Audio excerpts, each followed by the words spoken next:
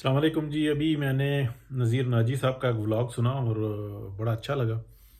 اس میں انہوں نے بتایا کہ یہ جو موجودہ حکومت ہے یہ عمران خان کی یہ شاید حالات اس وجہ سے خراب کر رہی ہے کہ یہ چاہتی ہے کہ انٹرونشن ہو اور اسٹیبلشمنٹ کی طرف سے ہو، یعنی فوج کی طرف سے ہو، اور کسی کے ہاتھ کچھ نہ آئے، اس طریقے کی صورتحال بتاتے ہیں۔ اور پھر اس میں انہوں نے بتایا کہ کیا نتائج ہو سکتے ہیں، اور اختلاف کی انہوں نے گنجائش چھوڑی کہ آپ ڈس ایگری ہو سکتے ہیں۔ بالکل صحیح کہا۔ جو موجودہ حالات ہیں اس کے اندر بہت مشکل ہے، بہت ہی مشکل، کیونکہ یہ جتنا گند پڑا ہے نا پچھلے 4 سال کے اندر، 5 سال کے اندر، 2017 سے اور ابھی تک کی صورتحال، اس کا ٹوٹل الزام کا جو 90% سے زیادہ ہے وہ اسٹیبلشمنٹ کے اوپر ہے۔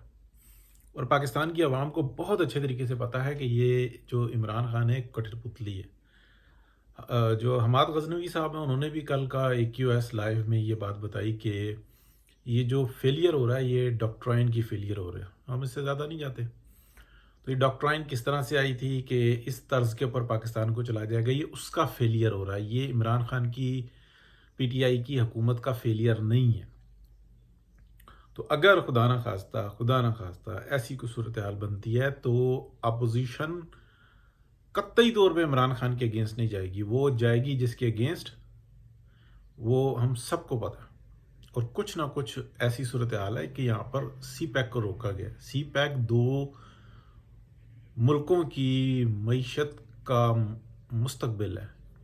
پاکستان تو چلیں گن لیں کہ یہ ایک چھوٹا ملک ہے، بے شک ہمارا مستقبل اس سے وابستہ ہے، لیکن چائنا کا مستقبل بھی اس سے وابستہ ہے، سی پیک سے، اور بہت بڑے پیمانے پر ہے۔ اس کی انشاءاللہ کسی دن خلاصہ کریں گے۔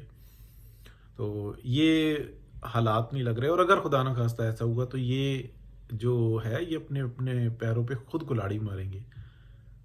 موجودہ صورتحال یہ ہے کہ سیاسی زور چل رہا ہے، یہ زبانی جمع خرچے ہیں، ملین لے آئیں گے، 10,000 بھی لے آئیں گے تو ملین ہی ہوں گے، اور دوسری پارٹی بھی کہہ رہی ہے ایسا لگتا نہیں کہ ہو سکے گا۔